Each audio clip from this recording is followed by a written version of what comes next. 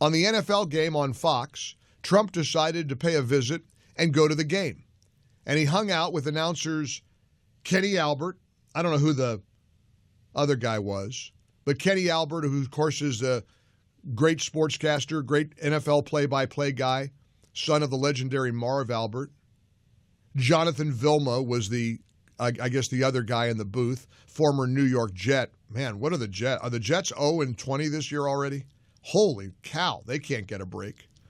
And the Giants losing in a big come from being not a good day for New York sports teams yesterday.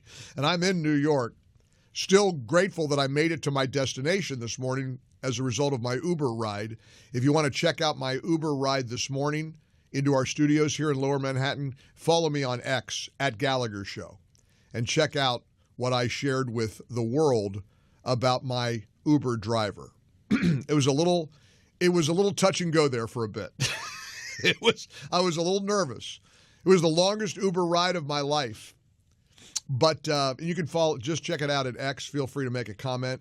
But I got here safe and sound. We're here for one more day. I had an event yesterday in New York after our big event Saturday in Chicago. What a glorious time we had at the Freedom Summit with Scott Jennings and Ben Carson and Sean Thompson and Dan Proft. I'll tell you more about that in just a moment. But look, here's Trump yesterday, cut number one. Here he is in the booth. He goes up to the NFL, the Fox broadcast booth, and you know the Trump haters are losing their mind over this. They don't want him, they use the word normalize. What was it? Was it Jimmy Fallon that mussed his hair years ago? And the left went after Jimmy Fallon? How dare you make him look normal and fun and friendly? You know, whether you hate the guy or not, or love the guy, he's one of the funniest guys you'll ever meet. He is fun.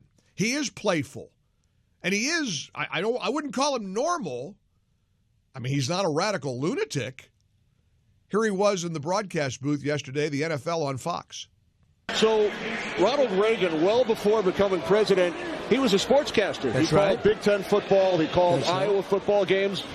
Would you like to call a play? Well, I would like to do that if you'd like me to, but I will say that your second string, your backup quarterback is a good quarterback, and he's had some very good games for you, and your first string quarterback has the potential, I think, to be a great quarterback. He's got to stop the injuries somehow. And let's see, we have a very important, I think it's a very important couple of plays. Here we go. Second and 7. You're right, 2nd and 7. Let's see what happens. Whoa. That's all right. Krosky Merritt. Not bad. Takes it down to the 5-yard line. That's right. That's right. Good runner. There we go. This is a very big play, don't you think?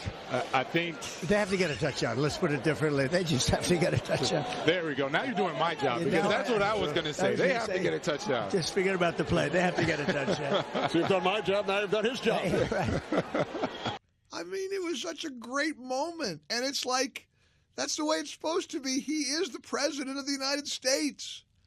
And he is playful, and he does have fun. And the left is losing its mind.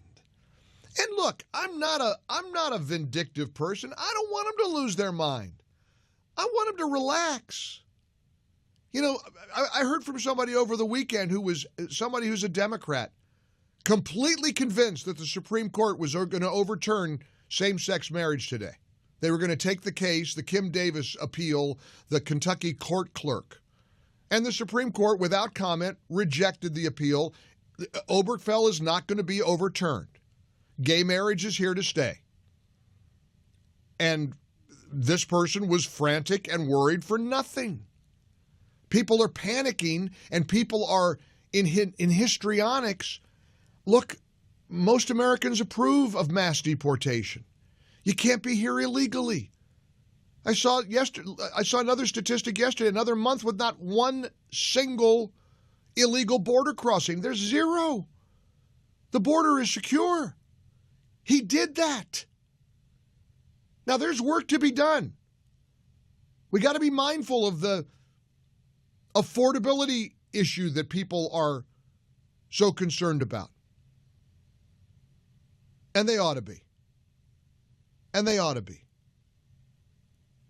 But ultimately, we've just got to take a big deep breath and gravitate towards normalcy. To Trump in the booth last night at the NFL game. Here's cut number 2. This is hysterical. Here's Trump in the booth. Actually, they scored a touchdown while he was in the broadcast booth for Fox.